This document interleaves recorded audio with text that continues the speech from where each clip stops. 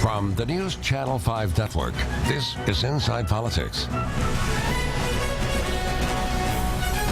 Hello, everyone. I'm News Channel 5's political analyst, Pat Nolan. Welcome to Inside Politics. The Republican National Convention begins in Cleveland on Monday and continues for most of next week. It looks like a Donald Trump coronation, but there are still some elements of the Republican Party that have not warmed up to the Donald. Can he win them over? Will there still be an effort to dump Trump at the convention?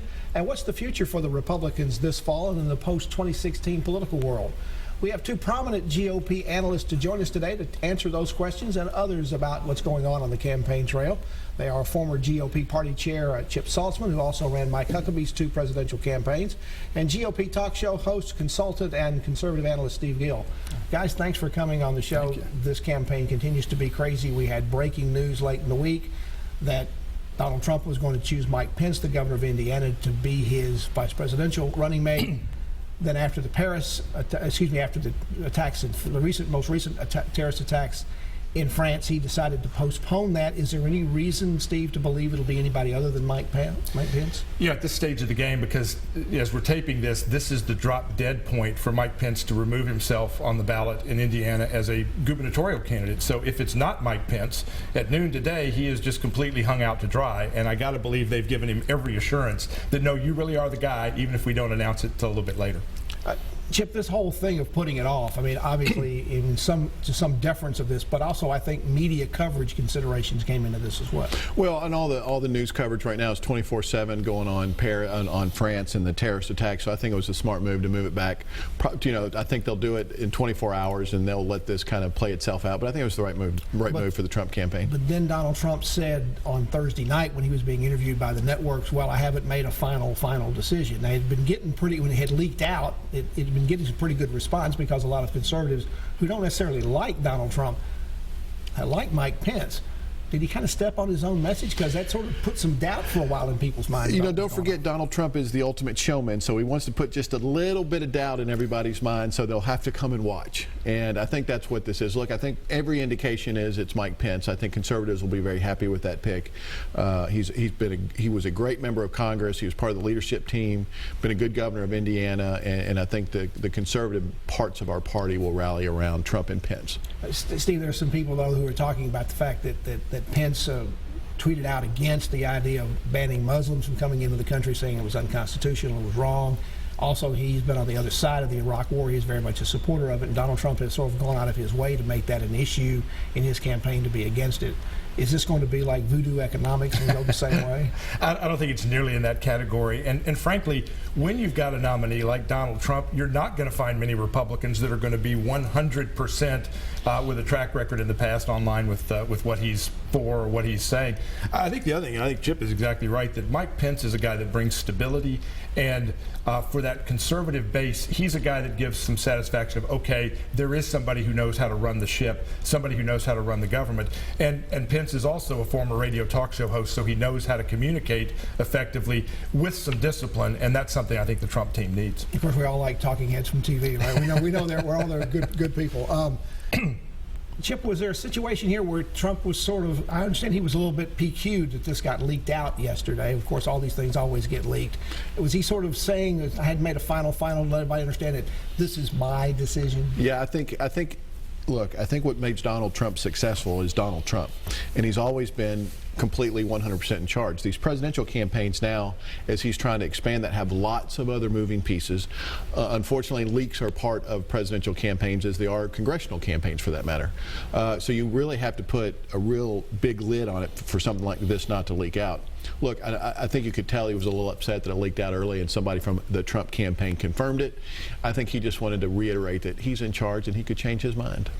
People need to remember also that Donald Trump is not a professional career politician. He is still new to the game, and he's going to do things that the normal political candidate who's very cautious would not do.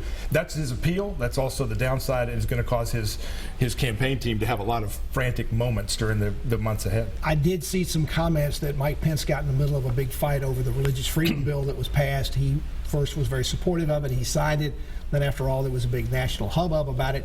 He asked the legislature to bring him a different bill to sort of compromise on that, but there was a feeling he didn't always handle that real well.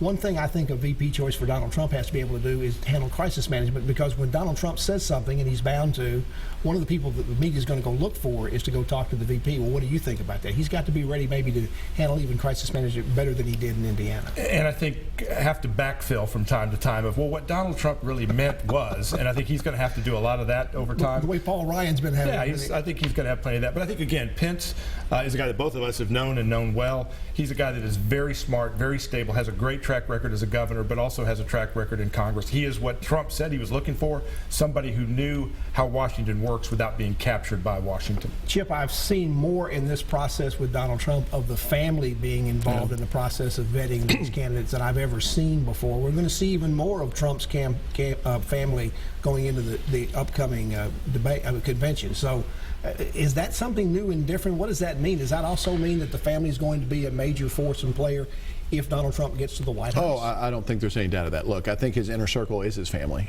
He might have one or two political people from his life but the family matters to him, and that who ultimately is the people that decide to get rid of Corey, the former campaign manager. It was Ivanka and Jared who finally put you're going to choose Corey or you're going to choose us.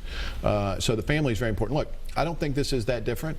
George Herbert Walker Bush had a very young George W. Bush that was involved in his presidential campaign, obviously did well. I know in my experience as Governor Huckabee, my political director was Sarah Huckabee, who's a very good political consultant in her own right. So having family involved in your campaigns, I think, can be a very positive thing, because they can tell you things unfiltered and you can't fire them. So at this point, Steve, usually the number one thing about making a vice presidential choice is first do no harm.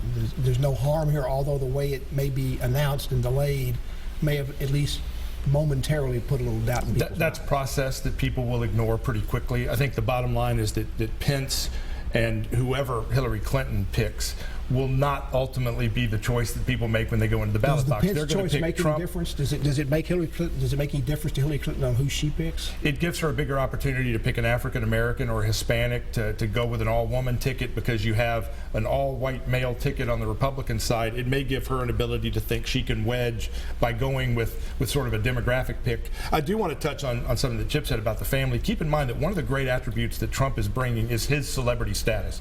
People watch him on television, and the biggest celebrities they know in country music and sports, everything else, are showing deference to him and calling him Mr.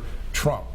So the celebrities we admire him. His kids also have that celebrity appeal because they were on that same show. So they bring more visibility to the campaign than we've seen with siblings and kids of other candidates, and they're going to use that to a great effect. Let's take a break. We're talking with Chip Saltsman and Steve Gill about the Republican presidential race, the choice for vice president, and we'll focus on the convention if we come back right after this break.